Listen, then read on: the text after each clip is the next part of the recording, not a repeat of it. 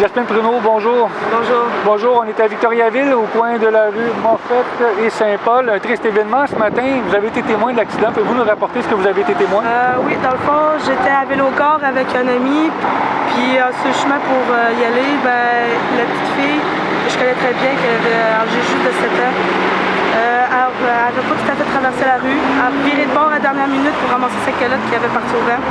Quand elle s'est penchée pour le ramasser, elle a comme trébuché, puis c'est là que le petit roue en partant, il a percuté de pleine fois au niveau de la tête avec ses roues. Donc, la jeune fille s'est ramassée sous le véhicule? Oui, dans les derniers roues à dernier. Les gens sont intervenus rapidement? Oui, et c'était automatique, elle est morte sur le coup. Mettons que le résultat était pas très bon à voir, elle était méconnaissable sur le coup. Puis il n'y avait plus rien à faire, puis moi j'étais arrivée direct en courant, puis je suis pas le genre de fille qui court habituellement, puis quand j'ai entendu mon enfant, j'ai parti à courir automatique. Parce que je suis moi-même mère d'une petite fille de 2 ans. Fait que là, il y a l'instinct maternel qui a embarqué automatique.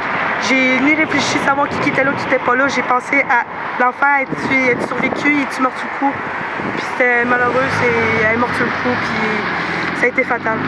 Ce qu'on vous a rapporté, donc l'enfant s'en allait au camp de jour. Habituellement, rendu ici, vers la dernière maison, juste avant le stop, elle faisait le reste du trajet à pied, puis elle faisait ses stops comme il faut.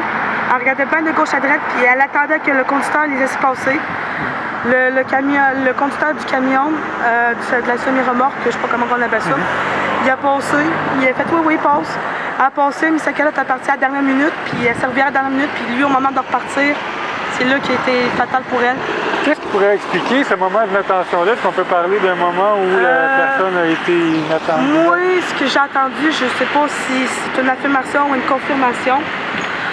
Moi, tout ce que j'ai entendu, c'est que le conducteur en question, il avait son cellulaire à la main au moment de l'accident. Par la suite, est-ce que c'est vrai? Je ne sais pas. Je peux pas ni l'affirmer ni le confirmer. L'enquête suit son cours, malheureusement, rien n'a pu être fait ce matin. C'est ça. Des moments difficiles pour la communauté, pour les gens de l'école. En plus, je connaissais très bien sa mère et son beau-père. Son beau-père, ça faisait 2 ans qu'il était dans la vie de la mère et de la jeune fille, qui était née d'une précédente union.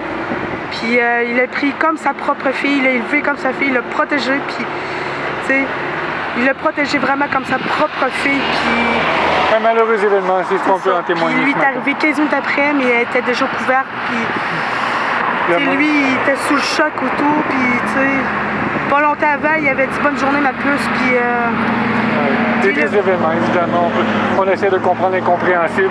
C'est ça.